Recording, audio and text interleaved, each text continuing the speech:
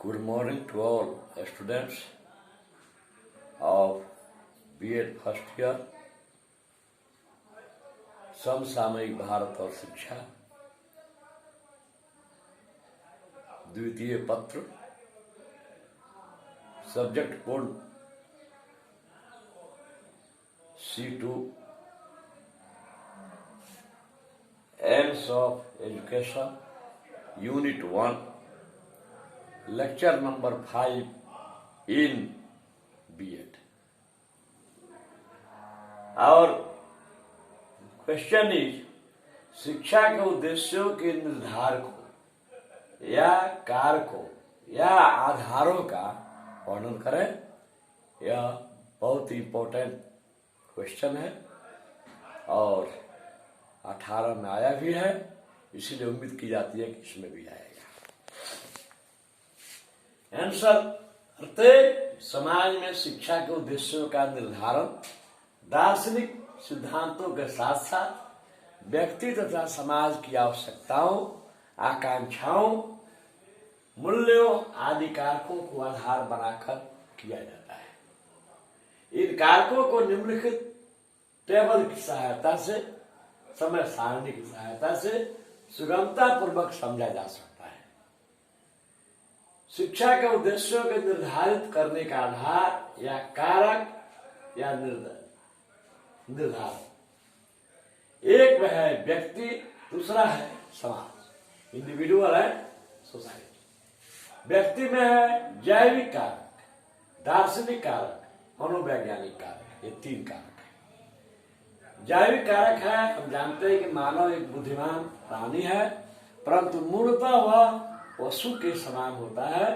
शिक्षा के द्वारा ही उसे सुसंस्कृत, सुसभ्य और अपने इंद्रियों पर नियंत्रण करने के योग्य बनाया जाता है। दूसरा है दार्शनिक कारक में है जीवन के प्रति व्यक्ति का दृष्टिकोण, उसके जीवन दर्शन का निर्माण करता है। विभिन्न दार्शनिक विचारधाराओं के अनुसार शिक्षा के विभिन्न उद्देश्य रहे हैं। जैसे आदर्शवाद शिक्षा के में धार्मिक,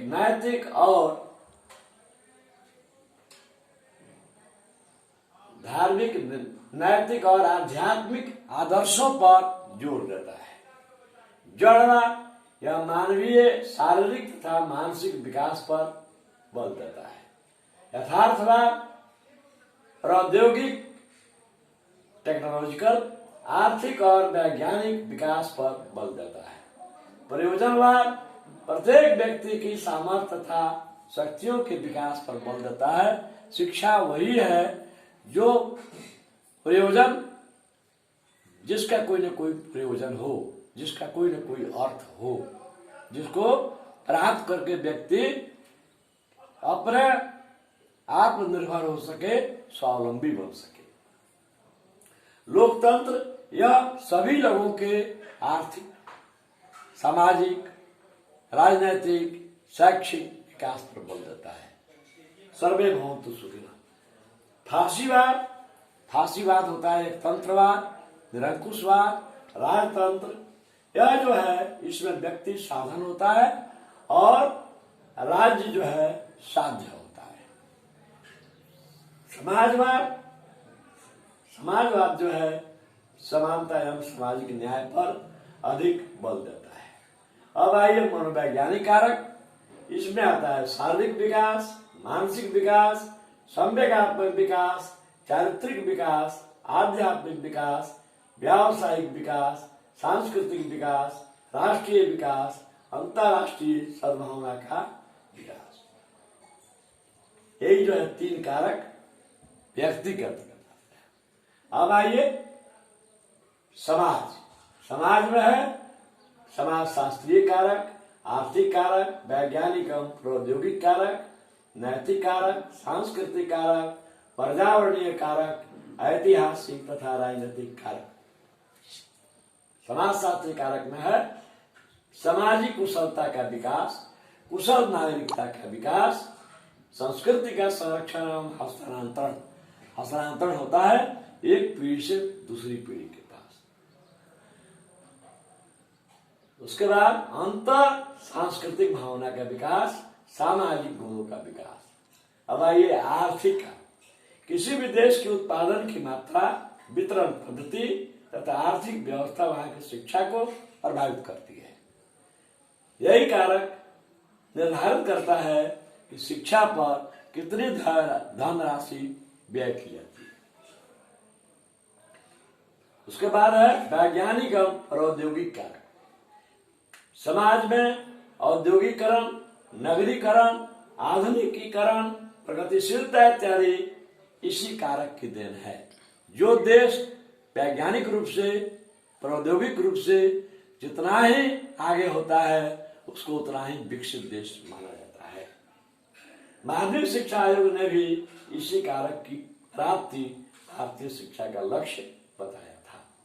अब आइए नैतिक कारक। नैतिक कारक में है शिक्षा आजीवन चलने वाली एक स्वोद्देश्य एवं नैतिक प्रक्रिया है।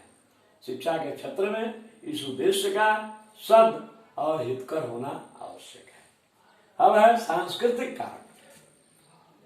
इसमें है प्रत्येक समाज की अपनी विशिष्ट संस्कृति होती है, जो उसके विशेष आदर्श, मूल्य, प्रतिमान, मान्यताएं, रीति रिवाज और जीवन शैली में दृष्टिगोचर होती है। संस्कृति के बारे में हम पहले भी वर्ग में चर्चा किए हैं।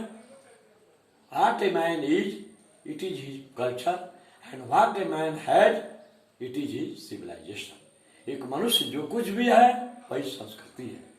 एक मनुष्य के पास जो कुछ है वह उसकी सभ्यता है।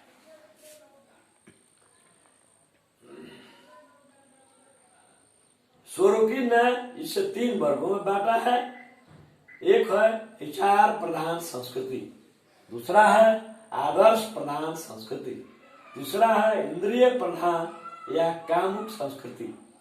इसमें है इंद्रिय प्रधान संस्कृति में है 21वीं सदी की जो संस्कृति है वह इंद्रिय प्रधान संस्कृति है, जो भोगवाद पर आधारित है। भोगवाद हुआ अधिक से अधिक ऐश्वर्य, धन, भौतिक संसाधनों का बढ़ चढ़ कर उपयोग, अंधाधुंध उपयोग, यही भौतिकवादी संस्कृति मानता है। अब आइए पर्यावरणीय कारक। इसमें जो है भोगवादी संस्कृति ने ही पर्यावरण को असंतुलित किया है। आज हम देख रहे हैं कि बड़े बड़े नगरों में, महानगरों में कल कारखानों से निकलने वाले धुएं, कचरे नदियों को प्रदूषित कर रहे हैं, वायु प्रदूषित हो रही है और इसका परिणाम हो रहा है कि ओजोन परत जो है, वायुमंडल की परत, उसमें छिद्र हो रहा है और उसमें छिद्र होने से सूर्य की प्रखर रोशनी वह सीधे धरती पर पहुंचती है। ओजोन परत जो है रक्षा कवच का काम करता है पृथ्वी पर के लोगों के लिए, जीवों के लिए। तो अगर ओजोन परत में छिद्र हो जाएगा तो भयंकर गर्मी बढ़ेगी और पृथ्वी पर की सारी हरियाली नष्ट हो जाएगी। इसके लिए हमें प्रदूषण को नियंत्रित करना होगा और भोगवादी जो प्रवृत्ति है उस पर अंकुश लगाना पड़ेगा। आज हम जो देख रहे हैं, कहीं पर अतिवृष्टि हो रही है, कहीं पर अनावृष्टि, वर्षा ही नहीं होना। कोरोना जैसी महामारियां इसी के देन है। शिव पुराण में भी यह लिखा हुआ है, कोरोना रक्षा कवच। उसमें है कि कलयुग में चीन देश में सांप, छुछुंदर, चमगादड़ आदि जीवों के मांस भक्षण से कोरोना वायरस उत्पन्न होगा और इससे जो है पूरा विश्व व्यापक रूप से प्रभावित होगा। अब सबको इसका खामियाजा भुगतना पड़ेगा, जो आज हम लोग देख रहे हैं। यह सब मनुष्य की भोगवादी संस्कृति की देन है। अब है ऐतिहासिक एवं राजनीतिक कारक। स्वेच्छाचारी राज्य में हम देखते हैं कि राजनीतिक पक्ष प्रधान होता है, राज्य प्रधान होता है और व्यक्ति पक्ष गौण होता है। स्वेच्छाचारी राज्य हुआ, राजतंत्र, एकतंत्र, निरंकुश तंत्र, तानाशाह तंत्र, यही स्वेच्छाचारी राज्य होता है। लेकिन प्रजातांत्रिक राज्य में व्यक्ति पक्ष प्रधान होता है।